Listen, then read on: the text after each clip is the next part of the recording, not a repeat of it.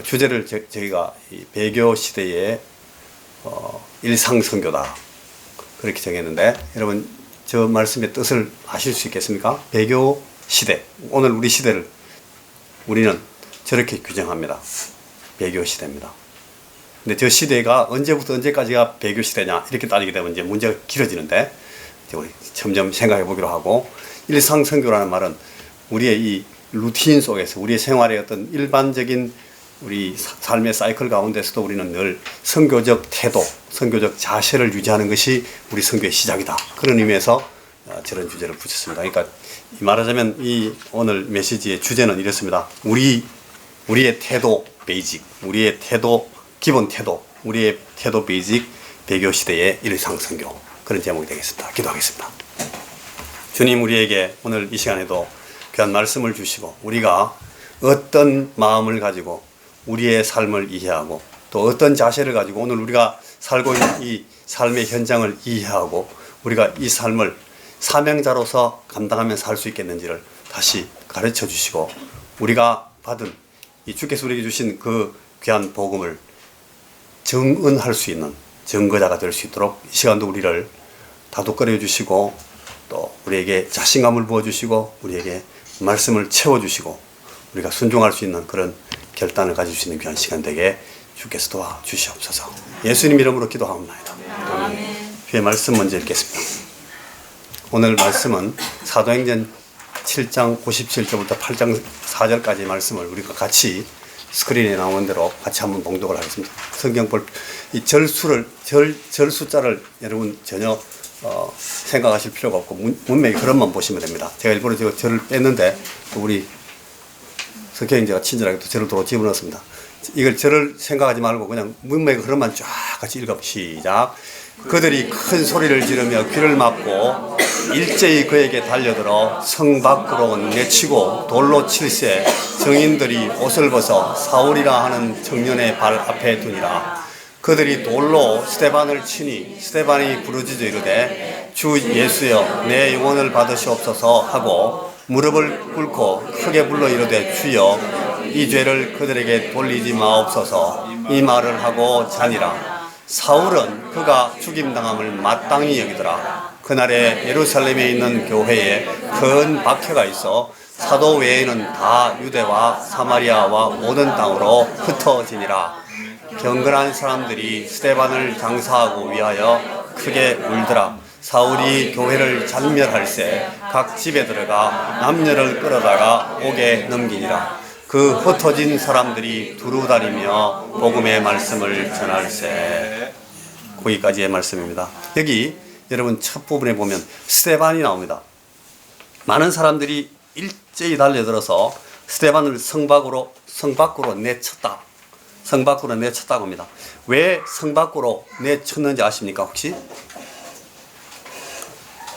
이 소위 저 성은 거룩한 성입니다. 저 거룩한 성 안에서는 사람을 두들겨 패 죽이는 그런 따위의 가혹한 짓을 하면 안 됩니다. 그게 좋지 않아 보이니까 일단 영문 밖으로 끌고 나가서 패 죽인 겁니다. 어차피 거기서 맞으나 여기서 맞으나 맞는 입장에서는 똑같은데, 참 신중하고도 굉장히 경건한 기준에 따라서 생각하는 사람들이 자기들의 그 기준을 가지고 처신하면서 이 패는 자리를 고르는 겁니다. 사람 죽이는 자리를. 자리는 잘 골랐는데 하는 그 짓거리 자체만 보면 완전히 개망나이가 따로 없습니다. 세상에 뭘 좀 다르게 믿는다 그렇게 말하니까 그걸 끌고 나와서 그냥 돌로 쳐 죽이는 겁니다. 아주 모질고 못된 행동을 신앙과 종교의 이름으로 막 저지르는 겁니다. 이 아이러니인데 이게 역사에 무수히 많은 이 상황입니다. 거기 이제 사울이라는 청년이 나오는데 대단히 이 카리스마와 자세가 상당히 먹히는 이 굉장히 가다가 나오는 그런 청년입니다. 근데 이게 바로 이 칼진 놈이죠. 이제 힘이 있는, 주도권이 있는, 이 세력을 등에 업고 있는 아주 인상깨나 쓰는 그런 인간입니다. 그러니까 이게 소위 우리말로 하면 주류입니다. 주류. 그 시대의 주류입니다. 근데 거기 아주 불쌍한 이 집사님 한 분, 어제 그저께까지만 해도 지금 막 돌로 펴죽이는 이 사람들한테 굉장히 사람 좋은 사람으로 돼 있었어요. 아, 저 양반 굉장히 좋은 사람이야. 신사야. 굉장히 다른 사람 위해서 좋은 일 많이 하고 자기 거 가지고 남들 막 돕는다. 막 칭찬도 받고 했던 그 사람이에요. 근데 그 사람이 그 칭찬하는 사람들한테 지금 막 끌려나와서 막 두드려 맞고 있는 겁니다. 그리고 두드려 맞고 죽습니다. 순식간에 그 사람 좋던 사람이 대적이 돼버렸습니다. 몇 마디 말로 좀 이렇게 싸워보다가 욕도 한번 제대로 못 해보고 그냥 맞아서 죽어버립니다. 세상 참 더럽게 보이죠? 어디나 언제나 세상 역사에는 저런 사람이 늘 있습니다. 지금도 있습니다. 우리 주변에도 있습니다. 아마 우리 안에도 있을지도 모릅니다. 우리 안에도. 이건 소위 박해를 받는 비주류입니다. 역사에 항상 이 두 흐름이 있어요. 주류의 흐름이 있고 비주류의 흐름이 그 줄이 옆으로 줄이 밑에 깔려 있습니다. 여러분, 이 예루살렘에서 시작된 이 첫 교회는 아주 전형적으로 이런 비주류였습니다. 교회는. 그 예루살렘 교회의 대표적인 지도자, 아주 존경받는 어른 한 사람이 동네에 쫓아다니는 이 새파란 청년 몇 남이 부추기는 군중들한테 막 두들기 맞아 죽잖아요. 여러분, 이 후에는 어떻게 되는지 아십니까? 이 역사가? 여러분, 이제 기독교의 교회 역사는 전체 서구 세계 일반 역사도 다 대체로 유사하게 흘러가는데, 이 딱 세 개의 시대로, 3 ages로 나눠집니다. 그게 첫 시대가 이 초대교회 시대라 그래가지고 보통 AD 3세기까지 잡습니다. 그러니까 여러분, 니케아 종교회의를 전후한 그때까지를 이제 초대교회 시대로 잡고, 그 다음 시대가 콘스탄티누스 시대라 그래가지고 여러분 잘 아시는 콘스탄틴 대제, 로마 황제가 기독교를 공인하는, 그래서 로마가 더 이상 기독교를 압박하고 박해하지 않는 그런 시대가 열리고, 이게 쫙 내려와가지고 어디까지 오는가 하면 바로 근대까지 옵니다. 그 전체 시대를 제2의 시대로 보고, 그 다음에는 이제 우리는 제3의 시대, 모던 에이지로 이렇게 보는 겁니다. 요새는 우리가 자주 이제 포스트 모던 에이지라 그래가지고 현대로부터 이 후기 현대를 이렇게 구분해 보려는 그런 중요한 특징들을 강조하고 있는데, 여기 저기 세 개 시대 중에서 어느 시대를 잘 봐야 되는가 하면 두 번째 시대를 잘 봐야 됩니다. 두 번째 시대를 잘 보면 그게 앞의 시대와 뒤의 시대를 나눌 수 있게 됩니다. 콘스탄틴 시대의 특징들이 쭉 나오는데요. 제가 지금 여기 한 11가지를 번역해 봤는데, 보빈켈이라는 그 선교학자가, 신학자가 쓴 그 콘스탄틴 대제 시대의 콘스탄틴 에이지의 특징을 저렇게 설명해요. 첫째 보면 작고 보잘것없던 공동체가 크고 영향력 있는 강력한 교회로 발전하는 시대입니다. 콘스탄틴 시대는.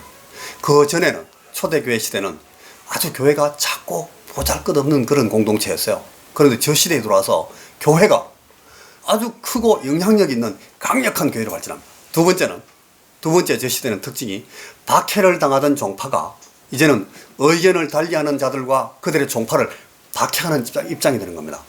박해를 당하다가 이제는 박해하는 입장으로 변합니다. 그게 콘스탄틴 시대의 특징입니다. 세 번째는 유대교와 기독교의 연결고리가 이제 사실상 완전히 끊어집니다.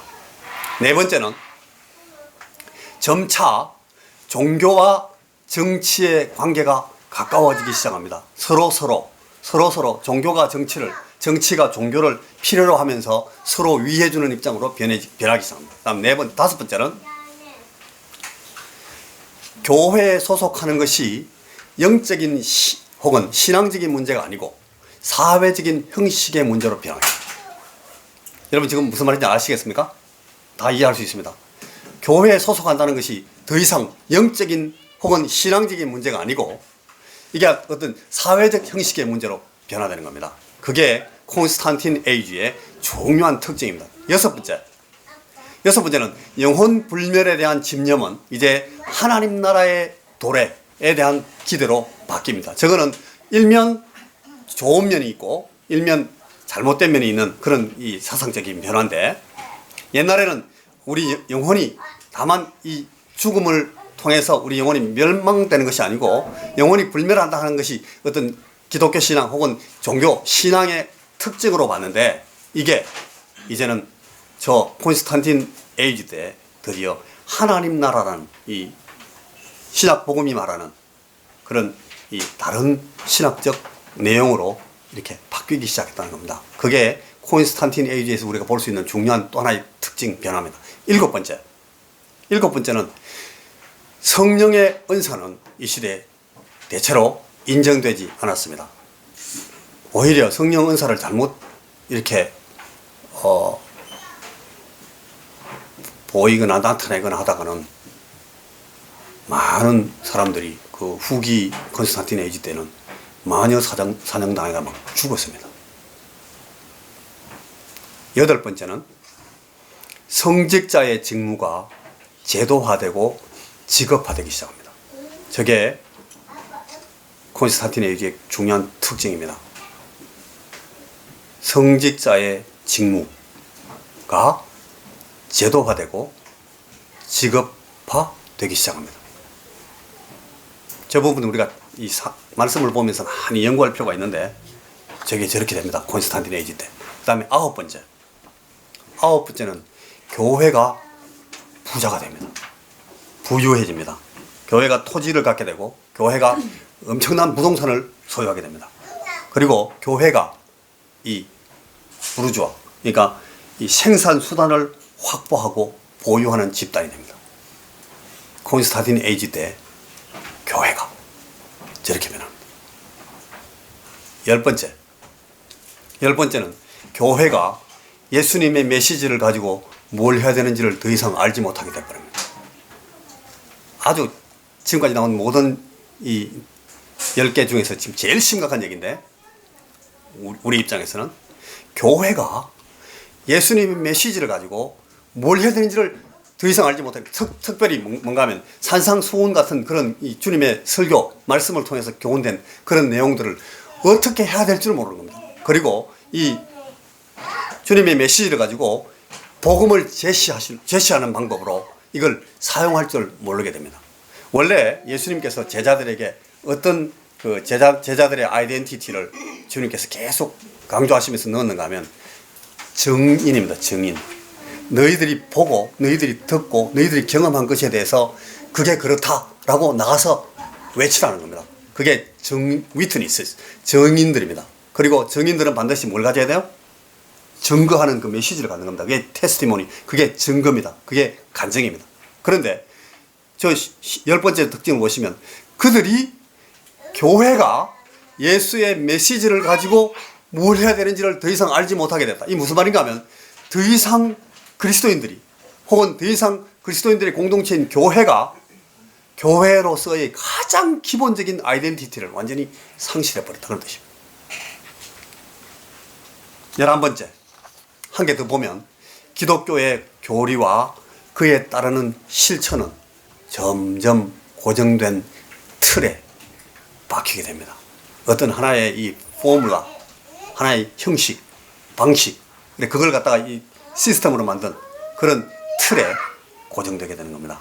이 스위스의 독일계 그 신학자 보빙켈, 필체 보빙켈이라는 분이 저런 걸 쭉 정리를 했는데, 그 중에 제가 11개까지를 쭉 제가 골라본 겁니다.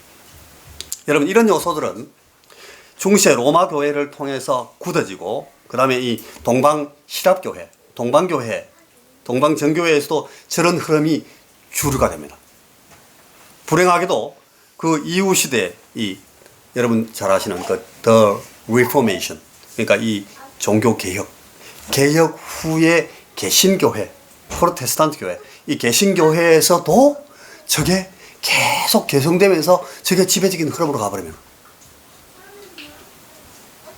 사실은 저게 바뀌어야 그게 진짜 리포메이션인데 못 해버린 겁니다. 그걸 오늘날까지도 사실상 어떤 결정적인 도전에도 봉착하지 않고 이 교회는 계속 저런 틀을 유지해 오고 있습니다.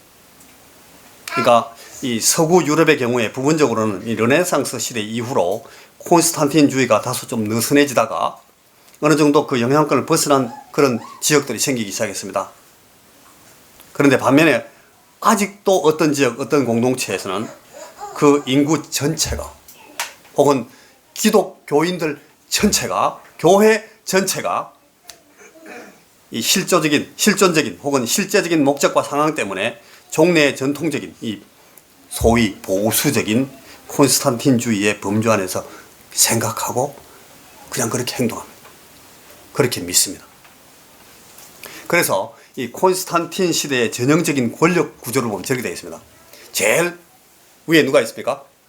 하나님이 계시고, 하나님을, 세상을 향해서 하나님을 대신하는, 상당히 많은 경우에 이 하나님의 어떤 에이전트로 역할하는 그 그룹이 교회입니다. 저 교회라는 것은 로마 교황청, 교황으로부터 시작해서 그 교우들 전체를 다 포함하는 하나의 공동체를 말하는 교회.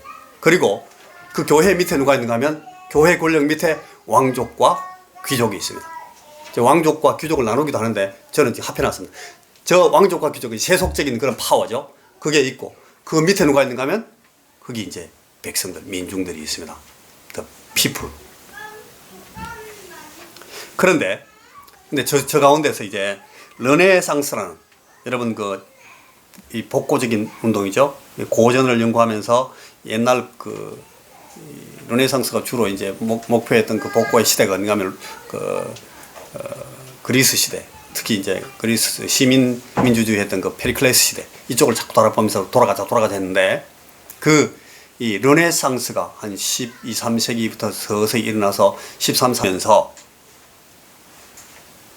저 르네상스 구조가 나오면서 저기서 저 4단계 중에 하나를 확 무너뜨리기 시작합니다. 뭡니까? 거기서 교회가 사라집니다. 교회의 권력이 더 이상 안 먹힙니다. 르네상스라는 것이 저런 역할을 합니다. 그래서 그 다음에 나온 이제 어떤 프랑스 혁명이나 미국 독립혁명 같은, 그러니까 이 17세기, 18세기로 들어오면서 이제 미국 혁명과 이 프랑스 혁명을 통해서 서구 사회에서 또 하나의 이 계급이 없어지기 시작하는데, 그게 뭔가 하면 왕족과 귀족이 사라집니다. 저 사람들이 갖고 있던 절대적인 권한이나 권리가 도전을 받기 시작합니다. 이런 혁명이 일어나지 않은 나라에서도 서서히 저 시대는 이제 군주 정치가 점차로 결정적인 역할을 하지 못하게 돼 갑니다. 그래서 이제 어느 시대가 지나고 나니까 저 네 개 있던 그 구조 가운데 뭐만 남았습니까? 2개만 남았습니다. 하나님과 민중 2개만 남아있는 겁니다. 그런데 17, 18세기로 들어오면서 이제 계몽주의 혹은 합리주의 운동이 나오고, 19세기로 넘어오면서는 이제 신과학주의, 과학 운동이 막 일어나면서 자연과학이 막 발전되기 시작하면서 저 구조에서 드디어 하나를 더 제거하기 시작했는데 하나님이 사라집니다. 하나님마저 저 인간들이 역사적으로 갖고 있었던 그 구조에서 이제 밀어내기 시작한 겁니다. 그래서 민중, 이 인간만 딱 남습니다. 이 소위 서구의 민주혁명이라는 것과 또 그 아류가 되는 세계 각처의 민권운동들, 여러분들이 살고 계신 이 한국 사회도 마찬가지입니다. 저는 우리가 서구 민주혁명의 아류 민주혁명을 지금 막 경험하고 있습니다. 저런 민권운동들을 진행하는 동안 결국은 저 얼굴이 어떻게 나타나가 하면 저게 반하나님적 자세로 탁 요약이 됩니다. 반하나님적인 자세와 태도를 자기들의 행동 강령의 어떤 금과 옥조로 삼습니다.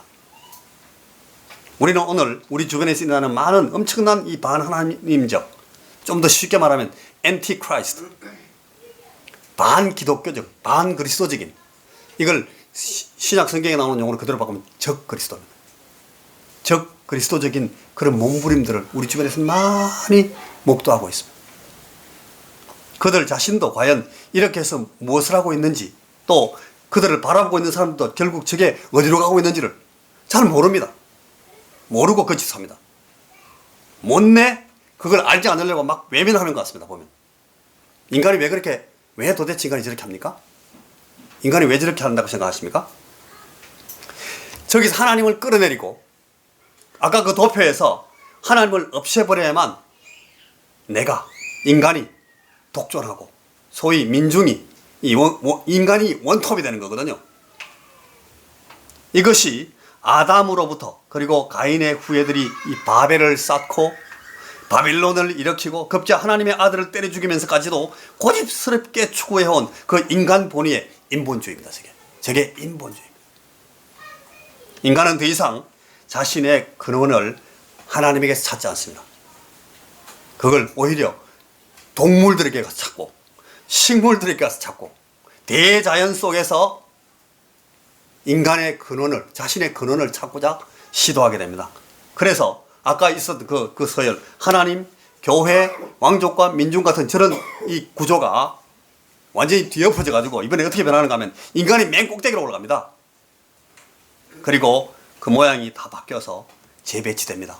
인간 밑에 동물, 동물 밑에 식물, 식물 밑에 사물. 뭐는 없습니까?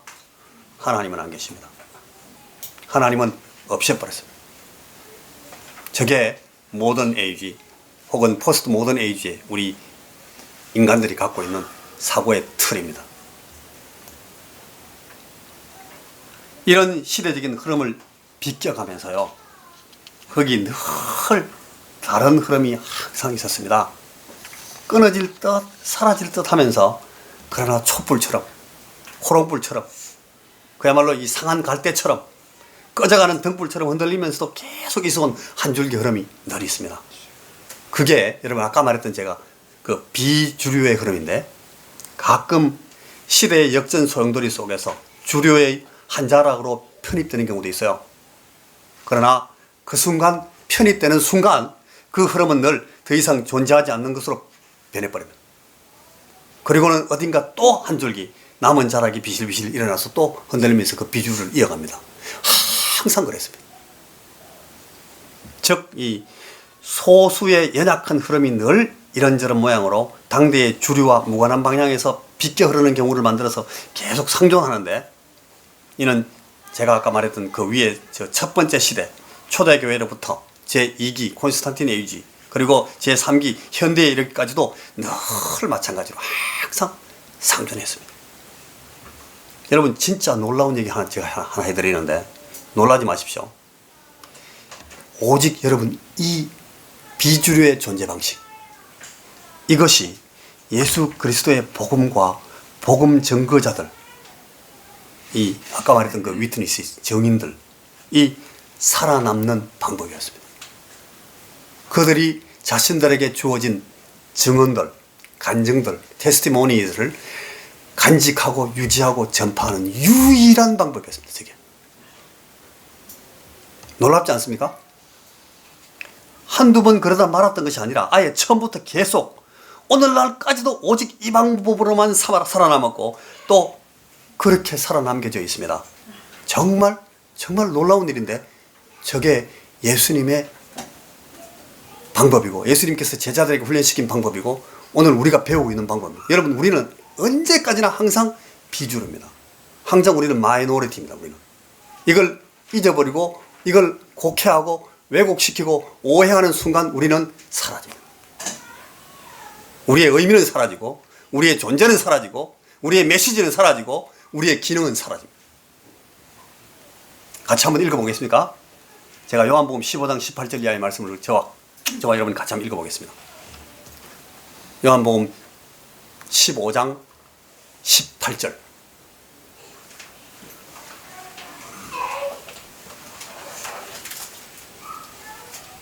찾고 있습니다. 잠시만. 요한복음 15장 18절. 이건 아니고, 이건 아까 지나간 거고요.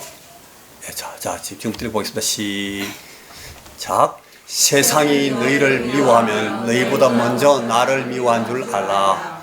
너희가 세상에 속하였으면 세상이 자기의 것을 사랑할 것이나 너희는 세상에 속한 자가 아니요 도리어 내가 너희를 세상에서 택하였기 때문에 세상이 너희를 미워하느니라. 내가 너희에게 종이 주인보다 더 크지 못하다 한 말을 기억하라. 사람들이 나를 박해하였은즉 너희도 박해할 것이요 내 말을 지켰은즉 너희 말도 지킬 것이라. 그러나 사람들이 내 이름으로 말미암아 이 모든 일을 너희에게 하리니 이는 나를 보내신 이를 알지 못함이라. 나를 미워하는 자는 또 내 아버지를 미워하느니라. 그러나 이런 이유 없이 나를 미워했다 한 말을 응하게 하려 함이라. 아주 명백하고 아주 분명한 확실한 표현들을 가지고 주님께서 말씀하십니다. 주님은 결코 이 사실을 우리에게 전달하심에 있어서 애누리를 하거나 이 no compromise, 절대 주님은 타협하지 않고 말씀하십니다.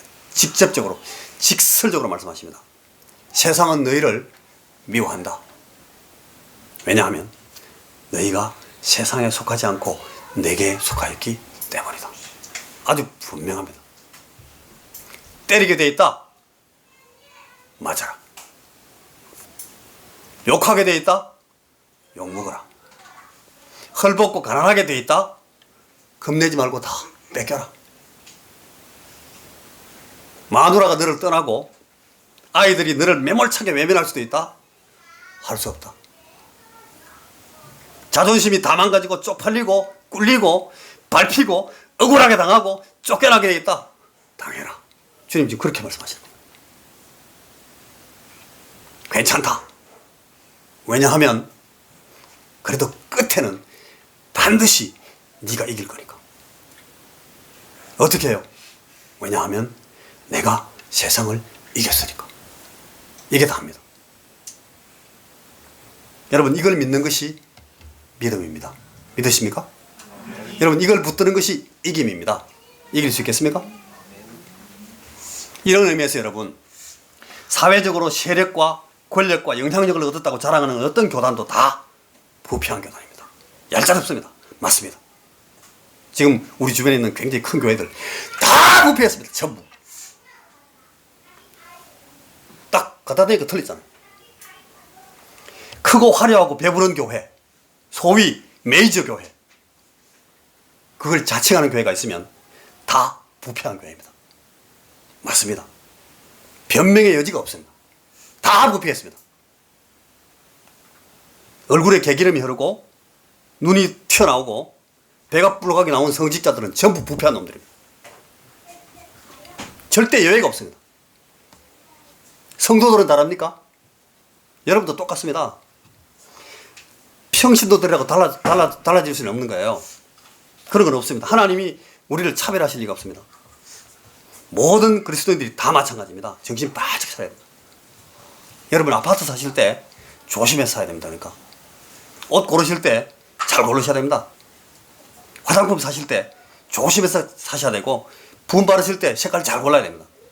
조심 안 하시면 이거 들킵니다. 끊임없이 투정하면서 안식을 구합니다. 평안을 구합니다. 좋습니다. 말씀이니까요. 그러나 그것이 항상 여러분 띵가띵가 속 편하고 천하태평인 그런 인생을 말하는 것이라면 그거 아닙니다. 사명자들이라면, 우리 고 목사님 잘 하시는, 좋아하시는 말씀, 여러분에게 계속 말씀하시는 말씀, 사명자들은 그러면 안 됩니다. 선교사들은 이러면 안 됩니다. 큰일 납니다. 여러분, 우리가 따르는 이 베이직에는 선교적 교회와 복음적 운동, 무브먼트, 운동의 존재 양식, 이 모드, 존재 양식이라는 것이 있습니다.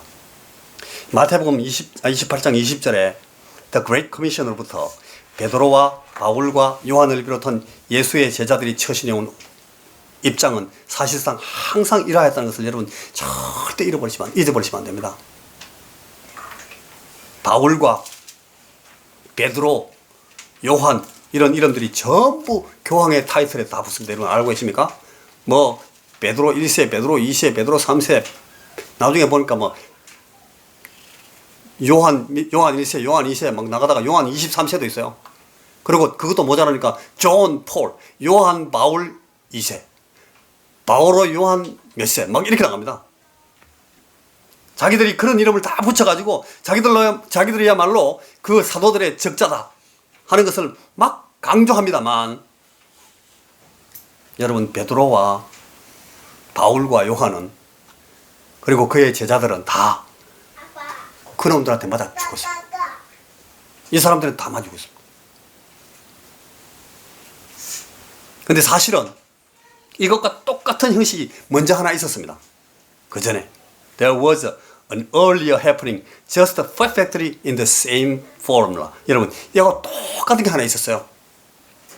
바로 유대교와 전통 율법에 의해서 박해를 당하고 적대시되다가 죽임을 당하신 예수 그리스도의 사심과 죽으심이 그 완벽한 싱크로나이드입니다.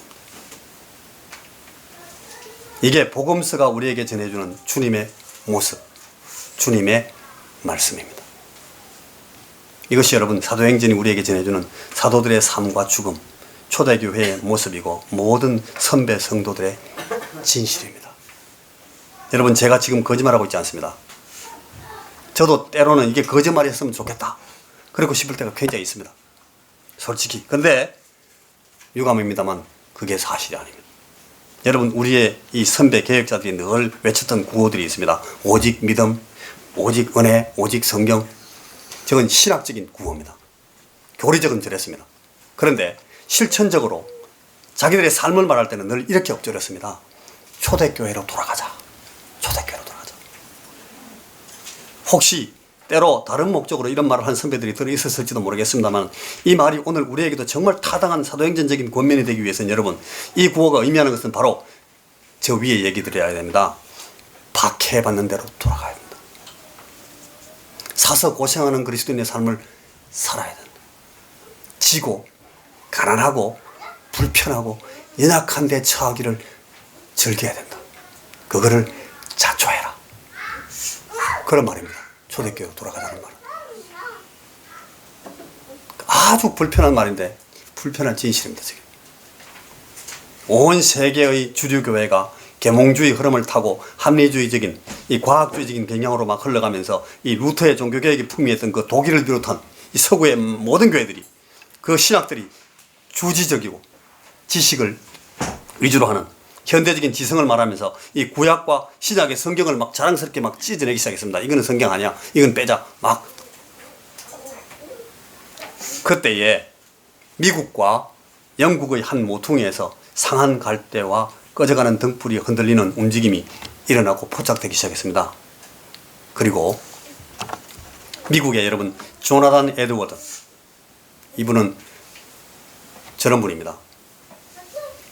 1740년대 1차 그리고 50년대까지 대각성 운동을 주도했던 분인데 인디언 선교를 했던 선교사입니다. 저분이 뉴저지대를 이렇게 세운 학장이었는데 뉴저지대가 나중에 프린스턴 대학이 되었습니다. 조나단 에드워드가 대각성 운동을 주도했습니다. 저게 18세기였습니다. 그리고 그 뒤에 찰스 핀이라는 위대한 설교자, 부흥사가 나와가지고 일주일 집회 동안 한 5만 명을 막 결신시킨 적도 있었습니다. 한 번 설교하는 집회에서 2,000명이 막 그냥 이렇게 등록하는 게 아니고요. 거듭났다는 사실을 막 간증하는 그런 거듭난 사람들이 2,000명이 한 집회에서 막 일어나는 거예요. 저분이 했던 말 가운데 부흥이 아니면 죽음을 달라고. 내가 죽고 부흥을 주십시오. 막 그렇게 했던 사람이에요. 찰스 핀이.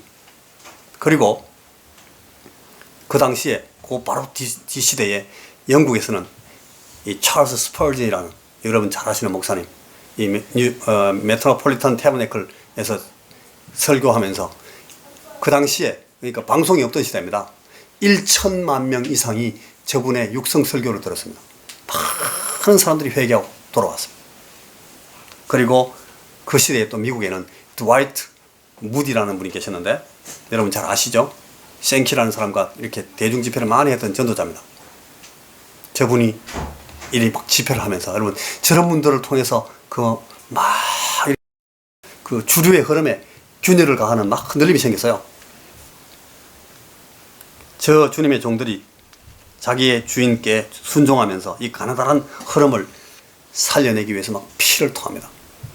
그리고 1866년도에 1866년 언제인지 아십니까 여러분? 1866년 우리나라가 개방된 운양호 사건이 터져가지고 우리나라에 일본 놈들이 들어와가지고 막 들이대기 시작한 데가 1860년도입니다. 1866년도입니다. 그때 1866년도에 이 흐름의 한 모퉁이에서 The Student Volunteer Movement in Foreign Missionaries 이런 Foreign Missions 하는 운동이 생겼어요. 이게 이제 번역하면 해외 선교를 위한 렉이라는 게 영어로 제가 for를 쳤는데 이게 한글로 나와버렸습니다. 그러니까 for foreign missions 그러니까 왜 해외 선교를 위한 학생 자원자 운동입니다. 해외 선교를 위한 학생 자원 운동. 이 운동이 결성이 됩니다. 1866년도에. 드와이트 무디라는 분과 아서 피어슨이라는 분이 미국의 대학생들, 청년들, 이분들에게 복음과 선교에 도전하기 위해서 일으킨 운동입니다. 1866년에 이 마운트 헐몬산이라는 그런 산에서, 저는 안 가봐서 모릅니다. 목사님 가봤습니까? 못 가봤습니다. 목사님도 아직 안 가보셨습니다. 거기 헐몬산이라는 데 사람들이 모여가지고 하버드, 여러분 알잖아요. 하버드, 그죠? 그 다음에 프린스턴, 아까 나왔던 그 프린스턴, 그 다음에 예일, 미국의 그 당시에 가장 탑 대학교, 이 대학교를 중심으로 해가지고 미국과 캐나다의 89개 대학에서 251명의 대학생 대표들이 쫙 모여가지고 7월 6일부터 8월 2일까지 대학생 YMCA 썸머 바이블 스쿨이라는 걸 해가지고 참석했습니다. 한 달 동안. 거기서 이 아더 피어슨 박사라는 이 설교자가 막 설교를 하면서 굉장히 가발을 많이 줬는데, 그 설교 중에 제목 이런 설교가 있었어요. All should go to all. 우리 모두는 가야 한다, 모든 곳으로. 제가 저렇게 번역했는데 목사님 맞습니까? 우리 모두는 가야 한다, 모든 곳으로. 이런 설교를 막 했는데 이 설교로 큰 도전이 있었대요. 저는 안 들어봐서 모릅니다. 이것이 계기가 돼가지고 아까 말했던 그 학생 자원운동 SVM, Student Volunteer Movement가 생긴 겁니다. 이로부터 1880년대에 1866년에서 이제 한 10년, 15년 지나고 나서, 그죠?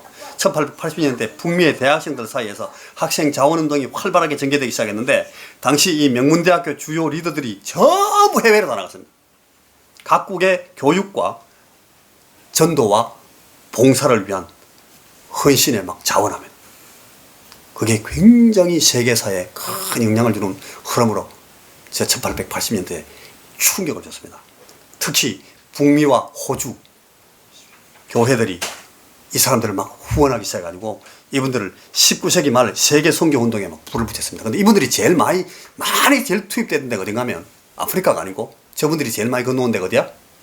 아시아였어요. 수많은 나라들을 갔는데 특별히 아시아 지역의 많은 나라들이 이때에 복음에 제대로 접촉하기 시작했습니다. 저 사람들 통해서. 이 SVM에서 자원하고 헌신한 젊은이들이 목숨을 걸고 뛰쳐나와서 선교의 대회에 참여했고, 실제로 그 열악한 아시아의 선교지에서 무수한 젊은이들이 나와서 집에 돌아가지 못했어요. 다 죽어버렸어요. 나와가지고. 아시아로 나와가지고. 일본 와서 죽고, 한국 가서 많이 죽고, 중국에서 막 무수히 죽고, 태국, 타일랜드, 베트남 다 죽었어요. 집으로 안 갑니다. 못 갑니다. 죽어버렸으니까. 복음 선교를 위해서 기꺼이 순교했습니다. 덕분에 동양의 많은 나라들이 영적인 도전과 충격을 경험하게 되는데, 그 가운데 가장 놀라운 선교의 반응을 보인 나라가 두 나라가 있었는데, 그게 하나는 일본이고 하나는 한국입니다. 조선. 일본의 많은 지성인들과 지도자들이 복음에 접하고 놀라운 변화를 일으킵니다. 우찌무라 간조 같은 사람 여러분 잘 아시죠? 이런 지도자는 이 늦게 배운 도둑질로 날 새는지 모른다, 그런 말 있잖아요. 일본 놈들이 제국주의를, 일본 놈들이 하면 안 돼. 일본 분들이 제국주의에 나중에 눈을 떠가지고 아주 그냥 국수적인 제국주의에 투입이 됐는데, 이 사람들이 막 해가 나게 해가지고 막 다 잡아먹으려고 그랬습니다. 먹으니까 먹히니까 온 세계를 다 잡아먹으려고 했어요. 온 세계를. 이 일본 분들이. 그런데 그 사람들에게 정신적인 이 브레이크 작용을 했던 사람이 바로 저런 분들입니다.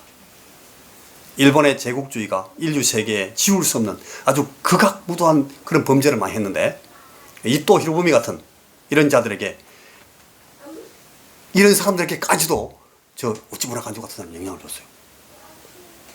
한정적이지만 그 사람들에게도 영향을 끼쳐가지고 이 사람들이 멈칫하게 만들었던 겁니다. 비주류니까 그 이상은 못해요. 일본에서는 그 당시에 새로운 교단들 많이 생기고 새로운 교회들이 엄청 발생했습니다. 한국이 어땠는가 하면, 한국은 긴 얘기가 필요 없죠, 그죠?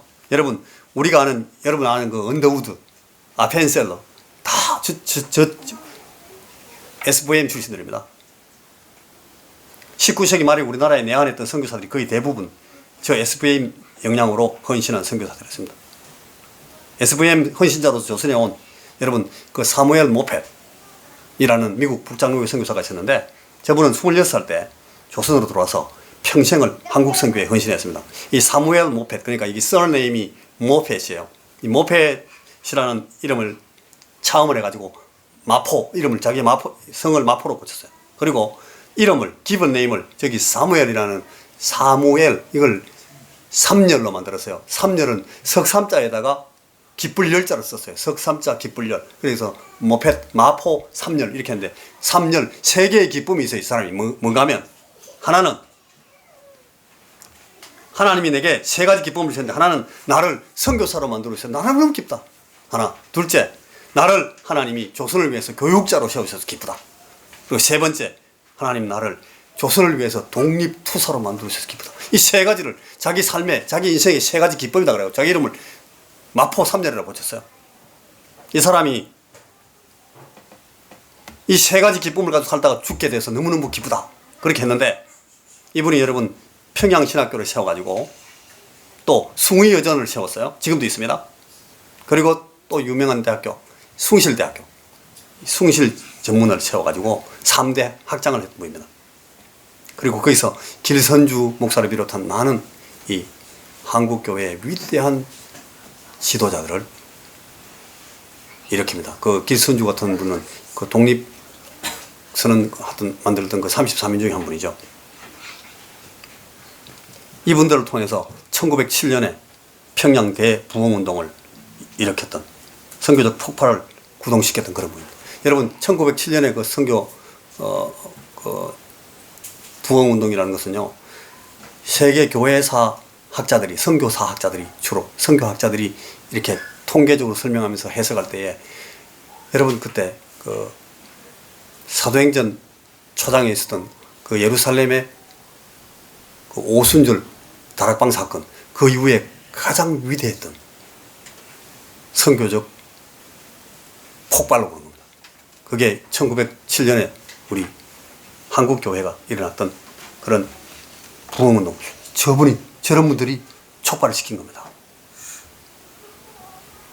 항일 독립투쟁을 하고 독립투사들을 양성하고 지원하고 목회를 통해서 구국정신을 함양시키고 복음으로 하나님 나라의 시민화, 그리스도의 제자화에 헌신하던 중에 여러분 신사 참배하고 막 반대하고 들고 일어나서 조선 총독부에 항거하다가 저 사람 지금 사무엘 모펫이 나중에 막 살해 위협을 당합니다. 그래가지고 자기 부인하고 애들 놔두고 혼자서 미국으로 도망쳤어요. 그때가 1936년도였습니다. 그래가지고 매일 아침에 일어나가지고 계속 항공식, 일어나자마자 그 사람은 잠잘 때까지 계속 항공만 얘기했죠. 조선만 얘기했죠. 계속. 그러다가 돌아오지 못하고 1939년도에 3년 만에 심장마비로 돌아가셨습니다. 오늘날 한국 장로교회 존립의 성구입니다. 저분이. 이분의 아들 모펫, 사무엘 모펫, 마포 삼열, 마포 하열, 이 사람들이 세운 병원이 있는데 대구시 대신동에 있는 동산기독병원입니다. 우리가 우리 얘기를 더 많이 하는 것이 자칫 우리 선배들의 헌신을 왜곡하거나 그릇 강조하고 의미를 그르칠 수가 있기 때문에 더 길게 말씀하지 않습니다. 주님이 부르시고 보내실 때 만약 이분들이 순순히 자원해서 헌신하고 순종하지 않았다면 오늘 우리 민족과 우리 나라는 지금 어떻게 되어 있겠습니까? 여러분은 어떻게 되겠습니까? 저는 어떻게 되겠습니까? 여러분 근데 이들이 당대 세계 교회의 주류였을 것 같습니까? 주류? 그럴 리가 있습니까? 이들이 피를 바치기로 작정하고 이들이 목숨을 맡겨드리기로 결의하던 그 교회나 그 사역은 그 당시 세계교회의 1만 분의 1도 안 됐어요. 주류요? 그랬을 리가 없습니다. 주님의 제자들은 자기 십자가를 집니다. 사도들은 한 사람도 예외 없이 다 맞아 죽었습니다. 우리의 모든 선배 열조들은 전부 헐벗고 줄이고 목마르면서 결핍되게 살았습니다. 여러분 그 프랑스 혁명 이후에 그 무기견호들의 종교 계획사 이걸 보면요, 사람들이 막 지푸러기 덮고 자고 전부 다 예수 믿는 것 때문에 귀족들이 막 장관하던 사람들이 쫓겨나가지고 거적 듣고 살고 그랬어요. 내가 이걸 버리고 가면 절로 간다는 걸 알고 가는 거예요. 주류를 버리고 비주류를 가는 겁니다. 그게 사도들의 제자들입니다. 꼭 그래야만 됐습니까? 왜 꼭 그렇게만 선택하고 그렇게만 결정하면서 살았습니까? 왜냐하면 스승이요, 스승께서 본을 그렇게 보이셨고 주인께서 그렇게 따라오라고 그랬기 때문에 할 수 없습니다. 한 번쯤 흥정은 붙어볼 수 있지 않겠습니까? 세상에 애누리 없는 장사는 없는데 판을 좀 돌리기 쉽게 바꿔놓고 시작합시다. 그거 안 됩니다. 그런 게 없습니다. 내려놓으셔야 됩니다. 그래야 십자가를 집니다. 그거 지고는 십자가를 못 집니다. 때때로 여러분 열외로 좀 빠지고 변명할 여지를 찾을 기회가 있지 않겠습니까? 모양나게 좀 갖추고 시작합시다. 안 됩니다. 여기는 그게 없습니다. 다 비우셔야 됩니다. 그래야 제대로 된 하늘의 것으로 메꿀 수 있기 때문에 그렇습니다. 언젠가 한 번쯤 다른 차원으로 열리지 않겠습니까? 꼭 이것만 기리겠습니까? 이래저래 사람들 좀 쉽게 끌어다가 몸집부터 좀 키워놓고 시작해 봅시다. 안 됩니다. 그런 거는 절대 없습니다. 그걸 부인하시라는 겁니다. 그래야 이기는 자에게 주시는 상급을 얻게 됩니다. 그래서 다시 베이직으로 돌아가야 됩니다. 오늘이라고 부르는 일상에서 그걸 잘 하셔야 됩니다. 온 세상이 배교와 반복음과 안티크리스토를 자랑으로 하는 세상을 우리가 만났습니다. 알고 보면 사실 원래부터가 세상은 늘 그랬습니다. 그래서 다시 주님이 말씀하신 그 본말로 돌이키시라, 돌아가라. 주님의 이 말씀을 절대 잊으시면 안 됩니다. 회전하는 그림자도 없으신 분이 다짐하신 말씀인데 저와 여러분의 선교를 위해서 부르시고 보내시면서 강조해 주신 말씀입니다. The Great Commission의 한 부분입니다. 볼지어다 내가 세상 끝날까지 항상 너희와 함께 있으리라. 여러분, 이게 세상이 끝날 때까지 나는 절대 방법을 안 바꾼다, 그런 뜻입니다. 세상이 끝날 때까지 자신의 뜻을 애누리 하실 의사가 전혀 없다, 그런 뜻입니다. 세상이 끝날 때까지 본질을 가지고 타협하실 생각이 전혀 없으시다는 말씀이기도 합니다. 잘 보셔야 됩니다. 저게 좋은 말이 아니에요. 볼지어다 내가 세상 끝날까지 내 너희들 계속 같이 갈 거야. 그리고 이 방법대로 끝까지 갈 거야. 세상에서는 너희가 환난을 당하나 담대하라. 내가 세상을 이겨노라. 주님의 방법대로 하면서 고생해야 되겠습니다. 그게 환난 당하는 것입니다. 그걸 당연히 여겨야 됩니다. 주님처럼 하기로 용기를 내야 됩니다. 그게 담대해지는 것입니다. 그래야 예수의 제자다운 제자가 되겠기 때문입니다. 주님에게까지 따라붙는데 온갖 최선을 다 기울여야 되겠습니다. 그래야 이기는 것입니다. 우리가 그리할 때에 우리 주님이신 저 아드님으로 말미암아 아버지께서 영광을 받으십니다. 이 배교 시대의 주류를 거스르는 것 때문에 떨지도 말고 기죽지도 말고 두려워하지도 말고 오히려 정신 바짝 차리고 주님의 제자가 될 기회를 노려야 되겠습니다. 스테반 같이 해야 되는 겁니다. 주님이 벌떡 일어나가지고 막 응원하시잖아요. 우리들마저 이 성부치에서 거들나버리면, 저와 여러분이 거들나면 우리 시대의 우리 주인님의 나라는 희망의 끈이 떨어집니다. 저 돌 맞아 죽어가는 동료, 깨어지고 부서지고 찢어진 친구를 끌어다 묶고서 연락에 도망치는 여러분 사도행전의 그 모습입니다.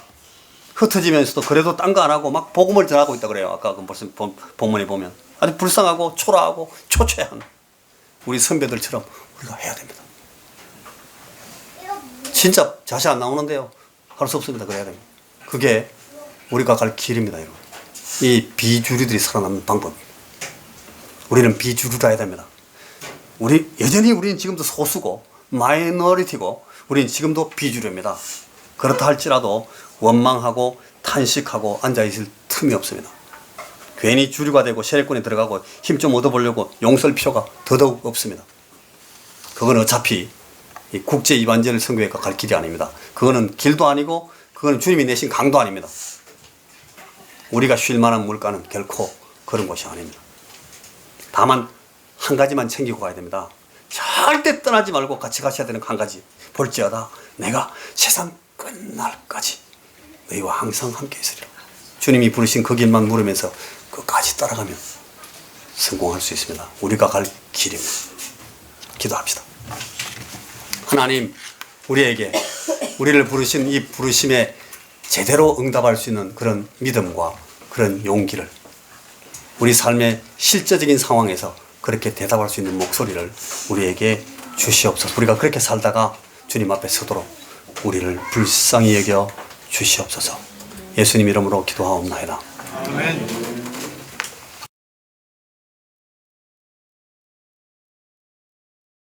준비한 곡은 그 누군가 널 위해 기도하네라는 곡. 조금 위로를 해드리고 싶은 그런 곡이에요. 제가 되게 많이 또 위로를 받는 곡이고, 뭐 이제 선교를 하시면서도 뭐 많은 사역을 하시면서 많이 힘드시고 또 지칠 때가 있으실 건데, 이제 찬양으로 조금 은혜를 받으셨으면 좋겠고, 그리고 두 번째로 들려드릴 곡은 사명이라는 곡인데, 뭐 굳이 말을 제가 설명 안 해도 가사만 딱 그 제목만 들어도 맞죠? 눈물 나는 그런 곡이지요. 제가 벌써 울컥합니다.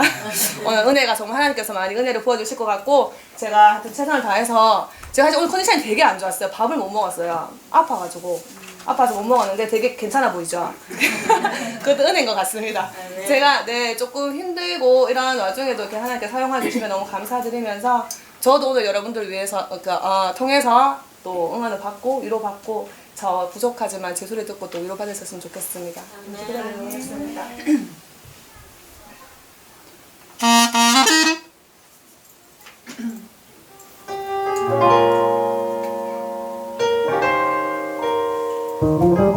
들으시면서 가사도 조금 많이 해주시면 은혜 되는 대로 같이 찬양하도록 하겠습니다.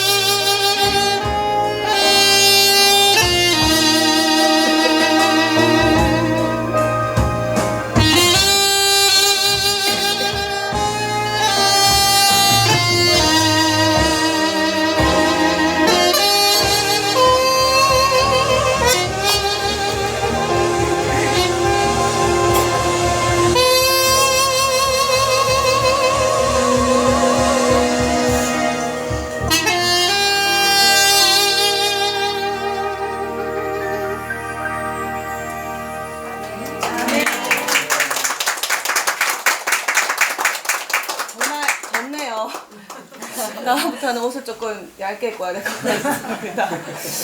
네, 자 이제 마지막 곡 사명인데요. 국악기의 그 특성을 살려서 조금 표현을 해보도록 하겠습니다. 많이 힘들고 그 지칠 때가 많잖아요. 저도 이 사명이랑 곡을 통해서 되게 많이 위로를 받고 또 힘들 때마다 또 다시 이렇게 힘을 얻고 하는데요. 항상 이 사명감을 가지고 죽는 그날까지 나아가시기를 네, 원합니다. 들려드리겠습니다.